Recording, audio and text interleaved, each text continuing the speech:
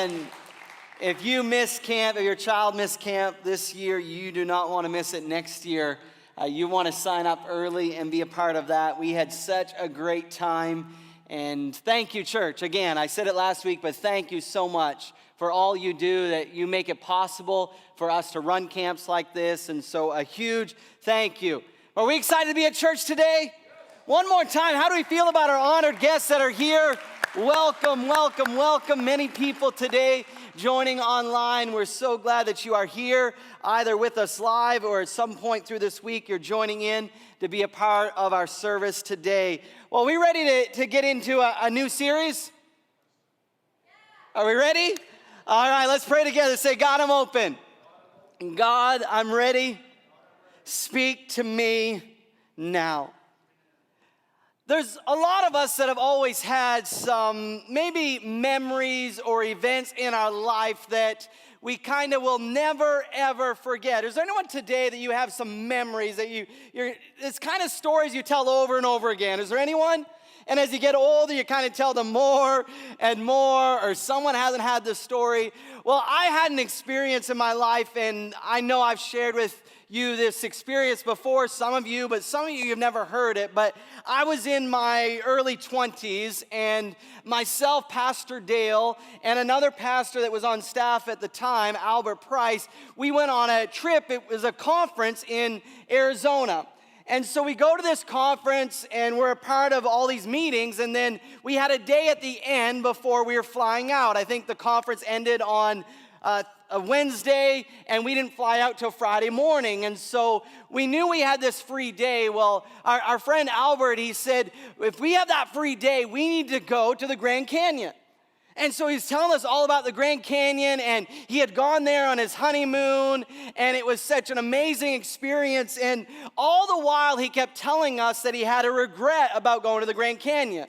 And his regret was that he never went to the bottom.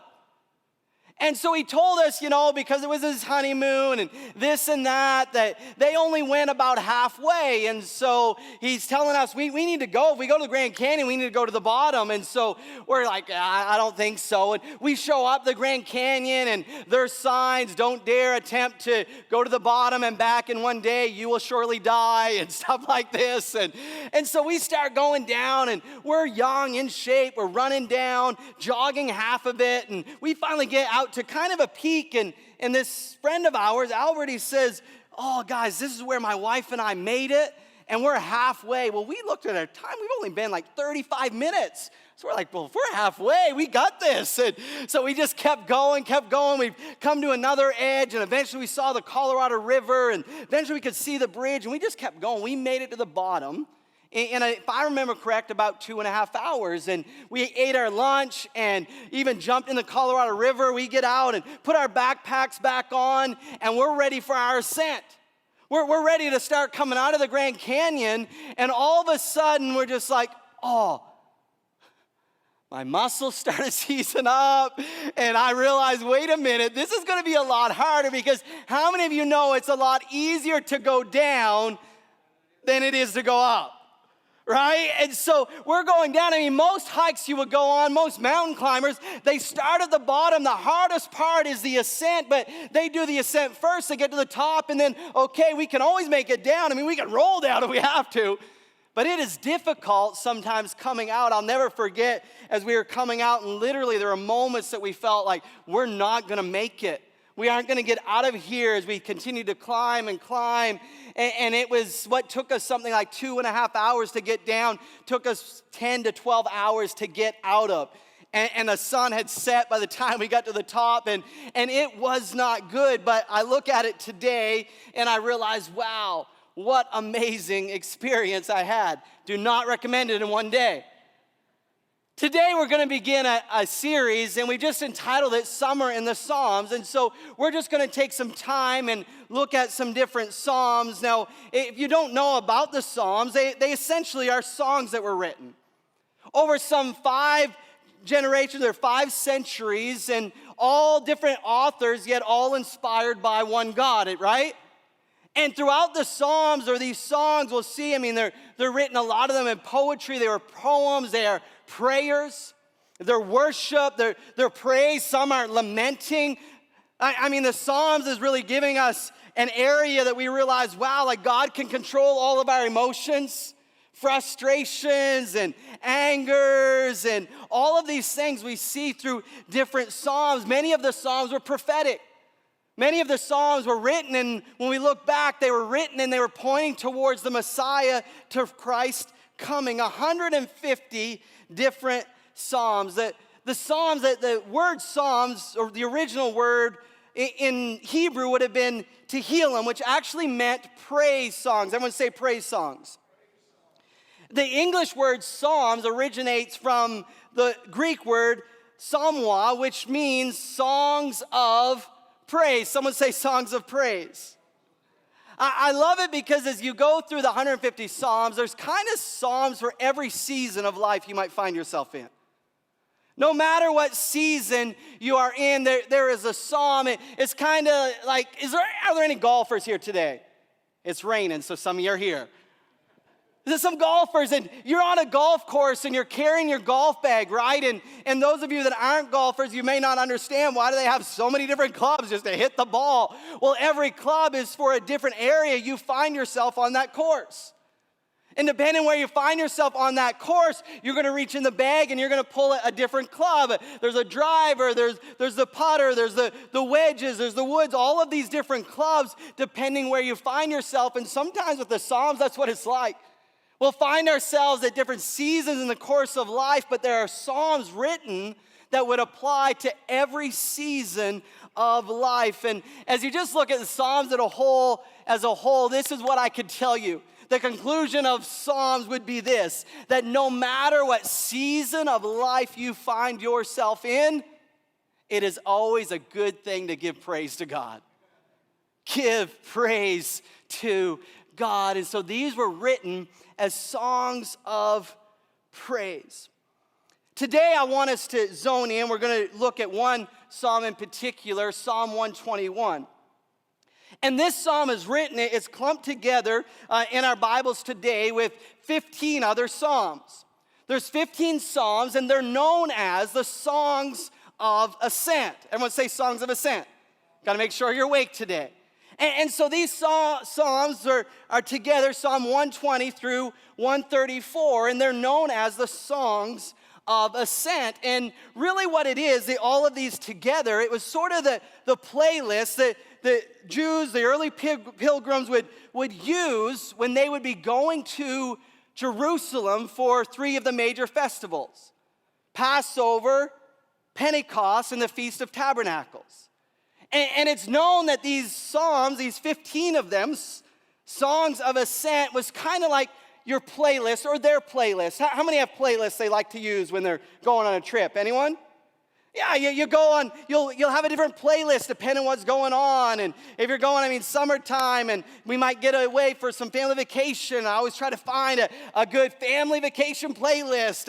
I have playlists for times that I'm working out, and it's different than when I'm having a time of worship, or it's different than when I'm just in my prayer time. I'll have different playlists depending on what is going on. Well, the songs of ascent were essentially a playlist that these early pilgrims would use as they were ascending to Jerusalem for these festivals. And they would sing them, they would encourage one another through these songs. I want us today to look at Psalm 121. New King James Version, it says it like this: I will lift up my eyes to the hills. From whence comes my help? My help comes from the Lord, who made heaven and earth. He will not allow your foot to be moved. He who keeps you will not slumber. Behold, he who keeps Israel shall neither slumber nor sleep. The Lord is your keeper. The Lord is your shade at your right hand. The sun shall not strike you by day, nor the moon by night. The Lord shall preserve you from all evil. He shall preserve your soul. The Lord shall preserve your going out and your coming in from this time forth and forevermore. John Phillips' commentary in reference to Psalm 121 says this, that it is a song to turn to when shadows deepen and your future looks bleak. A song to turn to when shadows deepen and your future looks bleak. As we were ascending out of the Grand Canyon, and we're climbing out of there, what was easy to get down into, what was easy to just run with excitement, all of a sudden we're coming out. I'm dead serious today. That there were moments that we thought, we are getting out of here. There were moments we were taking about 3 steps and our muscles were so sore and we were so exhausted that we'd sit down on a step or a rock again and just, I just got to take a little break here. I don't know if I can do this. I'm not sure that I can handle this. It looked bleak. Literally, shadows started to come in as the sun had begun to set and darkness was settling in. John Phillips says, this is a song to turn to when shadows deepen and future looks bleak, because the reality is for a lot of us at seasons and times in our life, it seems the shadows are coming in. We're not too sure what the future really is going to be like. And so the psalmist begins in verse 1, 2, it says, I will lift up my eyes. Can we read together? You guys all good? Let's read this first, just literally the first verse together. I will lift up my eyes to the hills, from whence comes my help. And so the psalmist starts, and you have this image, okay, as you're thinking about these people are ascending in Jerusalem, because no matter where you came from, to go to Jerusalem, you had to ascend, that it was at an elevated plane, and as you're walking in, there's actually mountains and hills everywhere. And so we're not sure exactly what was going on, but the psalmist, you can almost picture it as he's ascending into Jerusalem. He's walking in, and he looks up, and he sees the hills. I don't know, maybe it was literally he's looking up and like, man, look at these mountains, look at these hills, look at all that is before me. And there are times in our life that all we can see is what is before us. All we can see is the mountain in front of us. And for a lot of us, we're just like, where's my help going to come from? I can't deal with this situation. I can't handle what is before me. And maybe that's what was going on. Maybe the psalmist is writing and he's looking at all that is before him and wondering, how can I do this? Where is my help going to come from? But I got a feeling it goes even deeper than that, because when you do a little bit of study and what was going on, you understand that, well, bottom line, throughout time, people that have worshiped false gods, people that have celebrated different beliefs, they always like to build a shrine at the top of mountains. They love to build idols. I'll never forget the first time in Sri Lanka, and I knew there's many different religions there and many different beliefs, but I'll never forget one time we're going, if you go now, you're going on a new highway, and you're coming around, and basically in the middle of this country, in the middle of the mountains, you'll look up one peak of the mountain, and there's this huge idol. This huge image that is created, and much was the case in these days. And I've got a feeling, and even as I begin to study, that all of a sudden the psalmist is writing, and he's like, I look to the hills, I look up. What is he seeing as he looked up on his journey? He begins to look and see all of these false gods, all of these images. And it's almost like you can see the psalmist starting to wonder, where is my help going to come from? Where am I going to find my strength? Where is it that I'm going to lean to? Or who am I going to trust? And he begins to look at all of these other images of false gods. Today, we might not in Canada have a whole lot of created idols that we would make, we would carve, or set before us and worship. But the reality is, for a lot of us, we look to many things before we look to God. For many of us, we have created idols in our life. For many of us, when we face situations or life comes at us, the shadows deepen, the future looks bleak. The reality is, for a lot of us, we look for towards so many other things besides God. And the psalmist would write, as he looks up to the hills and he sees all that is around him, he would ask the question, from whence does my help come from? And then he says this, my help comes from the Lord. Can you read that with me? My help comes from the Lord who made heaven and earth. It's like the psalmist is writing and he's on this journey, this pilgrimage, he's ascending up and all of a sudden he's looking at all that's around him, the mountains, and then starts to see these idols. Where's my help going to come from? And then in this moment, it's like he begins to look past the mountain, past the situation. He looks past all the idols and he says, wait a minute, my help isn't from any idols or anything that I would lean on, but my help comes from the Lord, the maker of heaven and earth. He looks past all of his problems and situations and sees God. I love Romans 1:20. It says this, for ever since the world was created, people have seen the earth and sky. Through everything God made, they can clearly see his invisible qualities, his eternal power and divine nature, so they have no excuse for not knowing God. Where does your help come from today?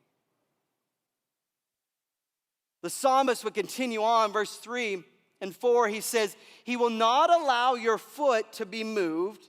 He who keeps you will not slumber. Behold, he who keeps Israel shall neither slumber nor sleep. I wrote it like this. We were taking notes today.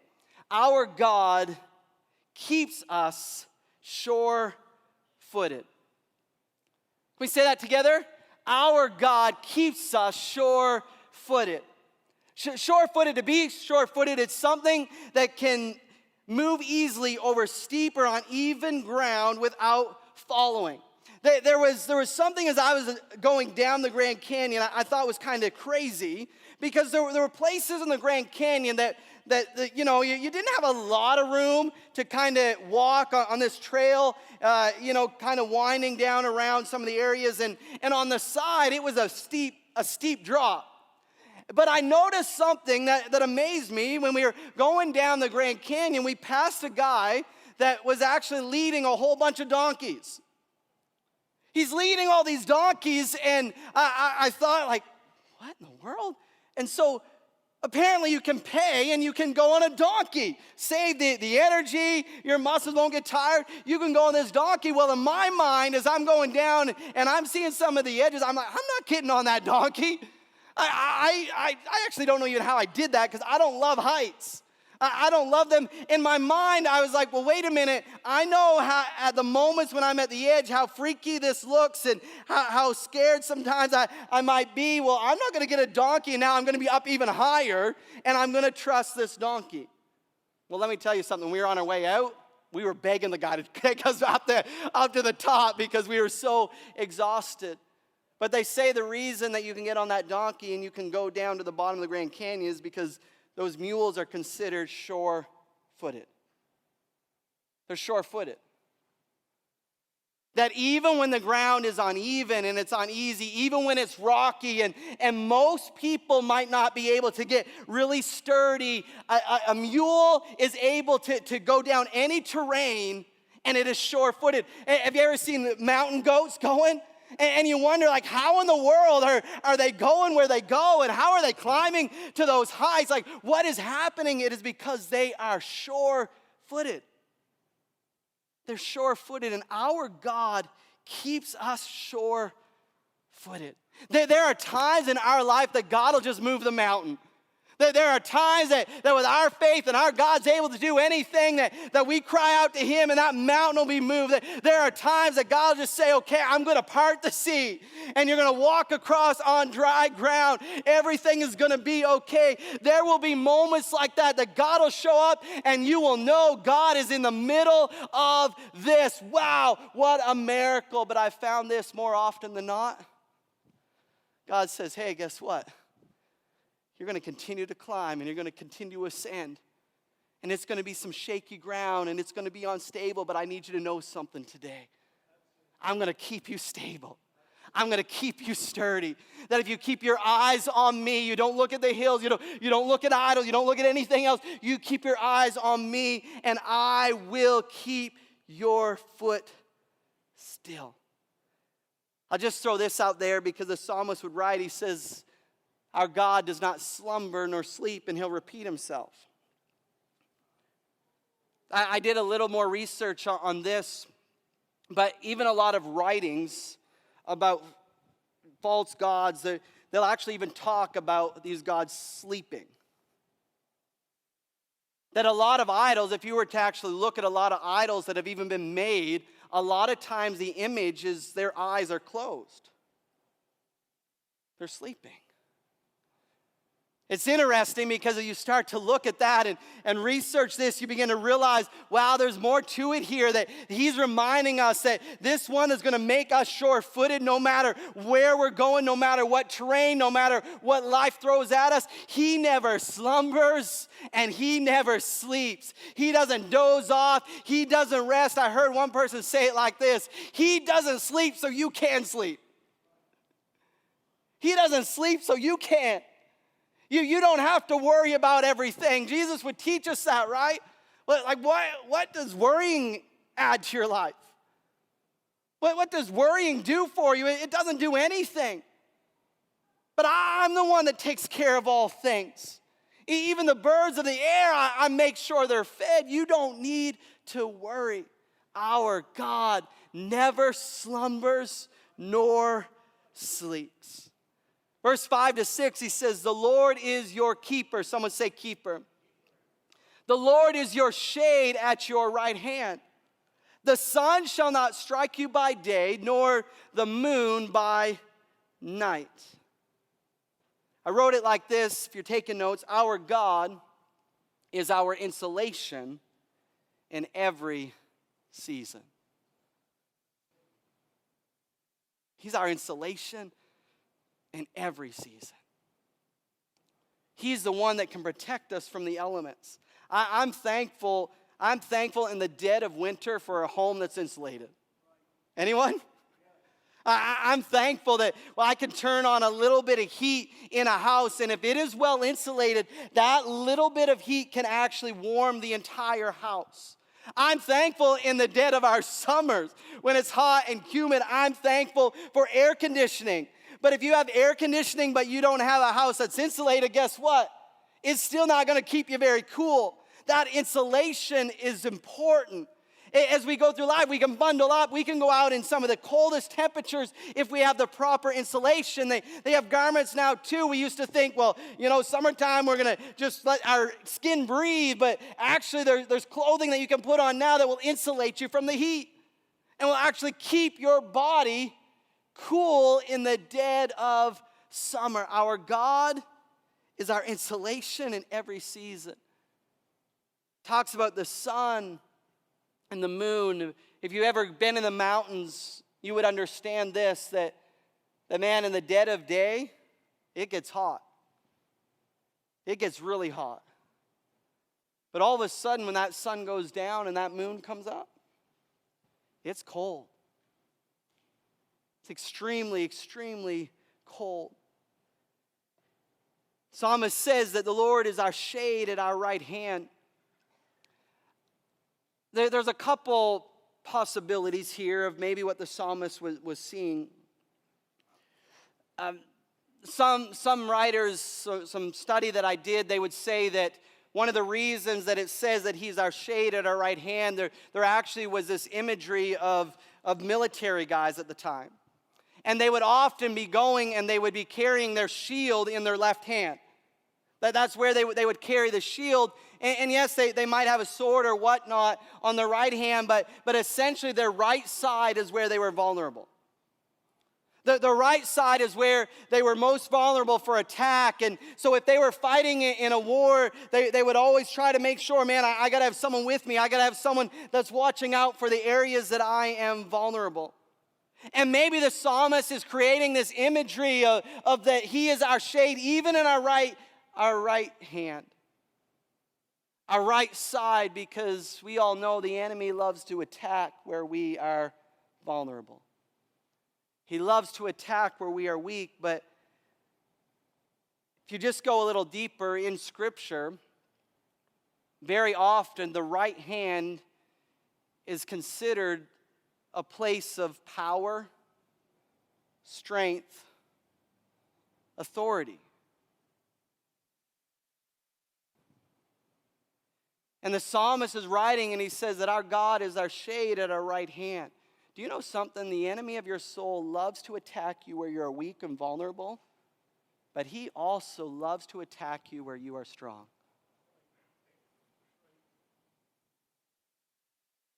You think about it. I mean, most people, a lot of people that you would look at and say, wow, like, look how they fell or how they, kind of got off course or what happened there. And you could say, well, it was because they were vulnerable, but yet a lot of times it's because it's areas that they thought they were strong. They thought they were good. I was thinking about this. Think of the story of Samson. Everyone remember the story of Samson? Raise your hand. I need to know you're still awake. Samson in the Old Testament, I mean, this guy right from the beginning and from birth, he's chosen, and he has this great strength that would come from the Lord. And one of the things that, along with other requirements, he had other ones, just so you know. Read the story of Samson. We only talk about the head thing, but he actually had some other requirements. That he already broke some others before he broke the hair thing, just so y'all know. Just take a look sometime and actually do a study on Samson.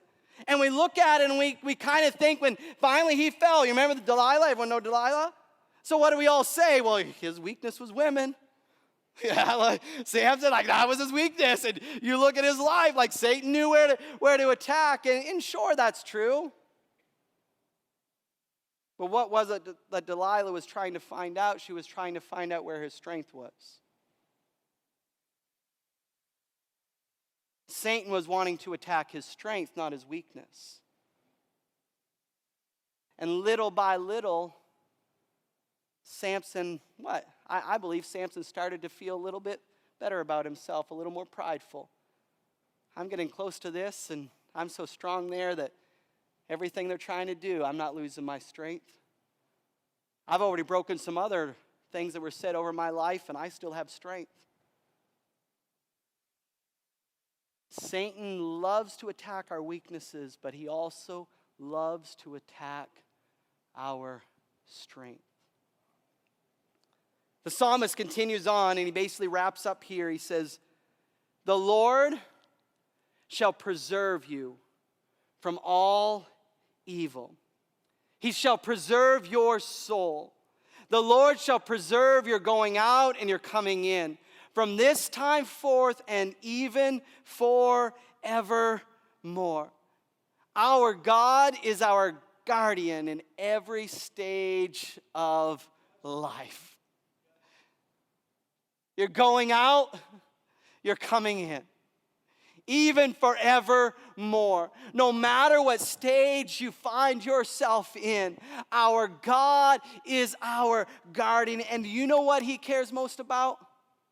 Your soul. Your soul. The reason I use New King James, other verses, other versions would say that he keeps us, he guards us, all these words, but I just love the word preserve. Because preserve means to keep in its original state. And that's what I love about our God. Is in every stage of life, no matter what life throws our way, no matter what attacks come from the enemy of our soul, the Lord will preserve us. Preserve our soul. I need you to know today, it is important that you take care of your soul. Look at someone today and say, you need to take care of your soul. I'll often meet people in the gym, especially people that maybe occasionally visit Hope City. And it kind of seems a theme, not people that are here all the time, but people that occasionally visit and they've had some encounters with God. And they'll say something along the lines to me, I need to come back to church. I need to come again. You know, they've come once or twice, or they come Christmas time or Easter. And very often I'll look at them and say, yeah. I said, I would argue. Of course, I'm being kind. But I would say, I'd argue with you that, you know what, it's good that we're healthy. It's good we take care of ourselves mentally, physically. But I would argue the most important would be that you're well spiritually. And I'll have that conversation often at the gym. You know, it's great that you're committed to getting here every day and working out and taking care of your physical health, but there's something more important. There's something a lot more important. I want you to know this today, church, as we even go into summer, that it is important that you take care of your soul. You think about this last week. For some of you, maybe it's great.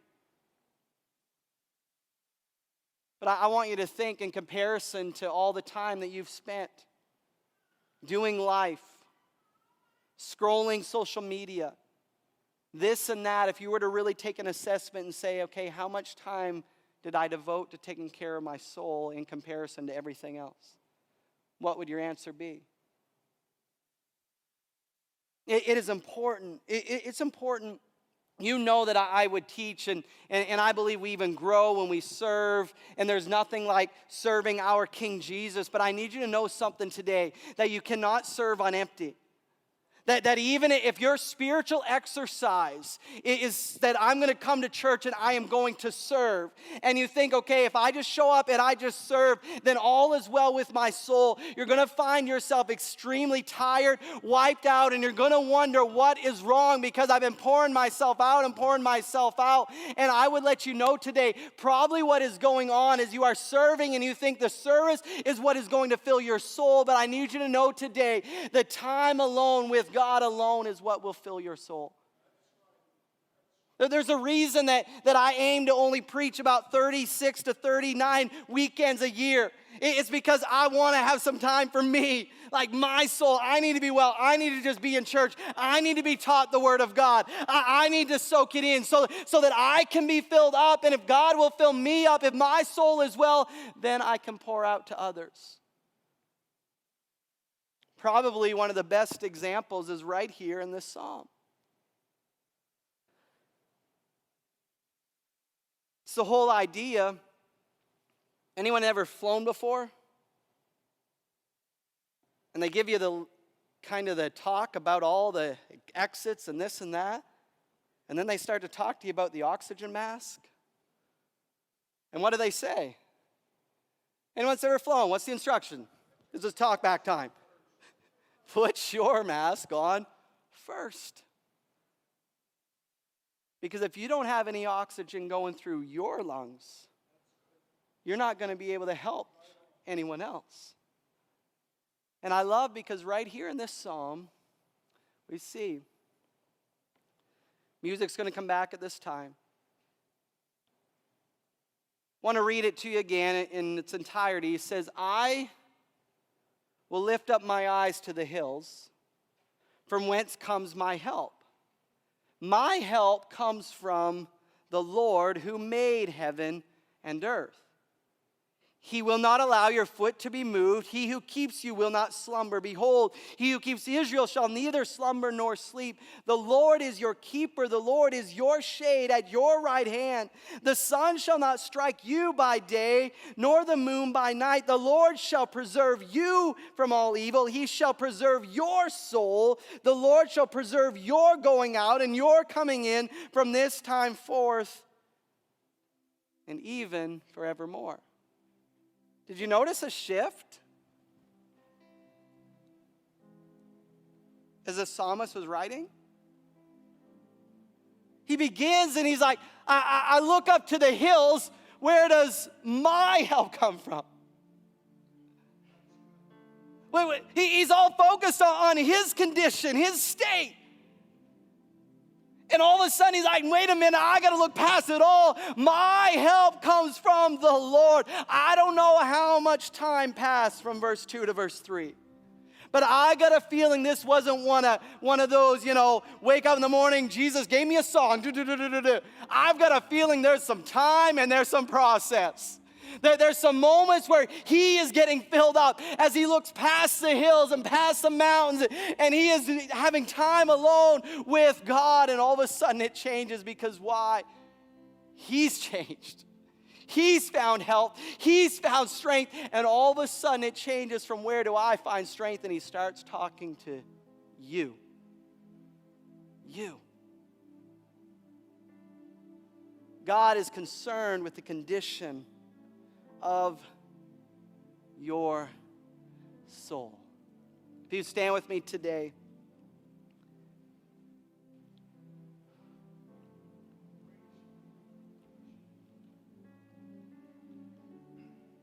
I believe even in this psalm and in the songs of ascent, there's some beautiful imagery.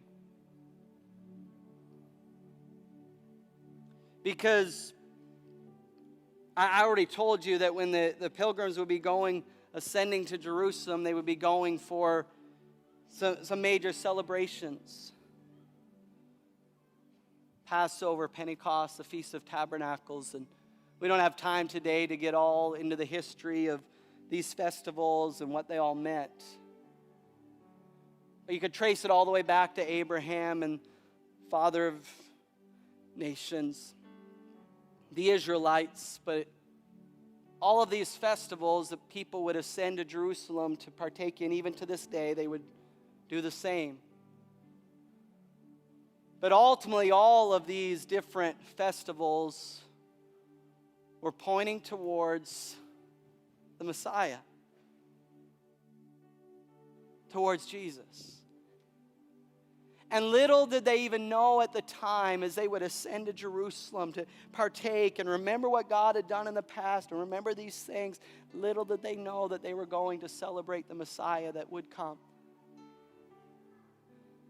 And our Messiah, he also ascended.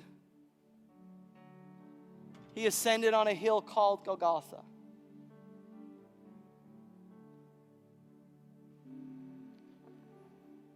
The shadows, the darkness.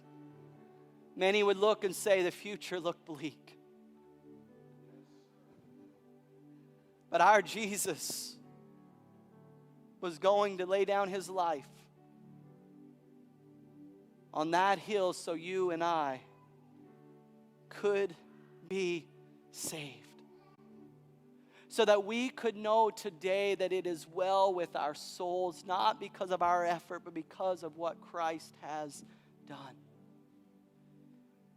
Today I'm going to ask if you bow your heads, you close your eyes on this summer Sunday.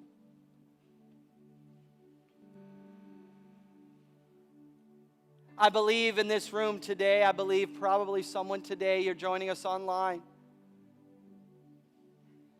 You've been looking to a lot of places for your help. You've been looking to a lot of places for your strength. You've tried relationships, you've tried substance. Some of you have even tried religion.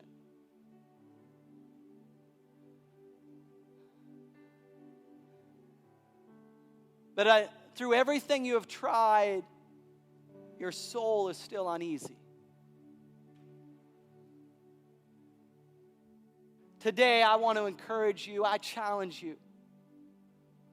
As you look to the hills, that you look past the hills, and you look to the hill of Calvary. And you look towards Jesus.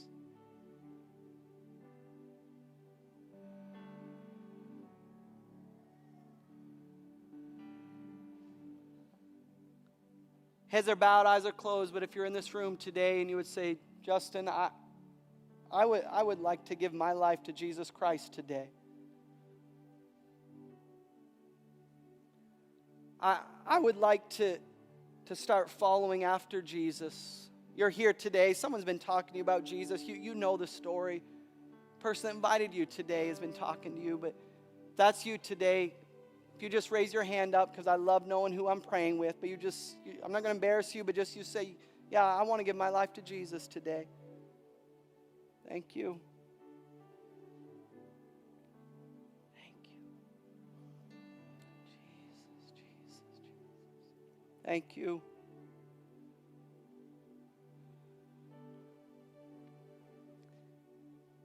Church, if we would just pray together at this time, and those that raise your hand, if you want to just pray this prayer with me out loud, it's nothing special about the prayer. This prayer in and of itself doesn't save you. It's what's going on in your heart.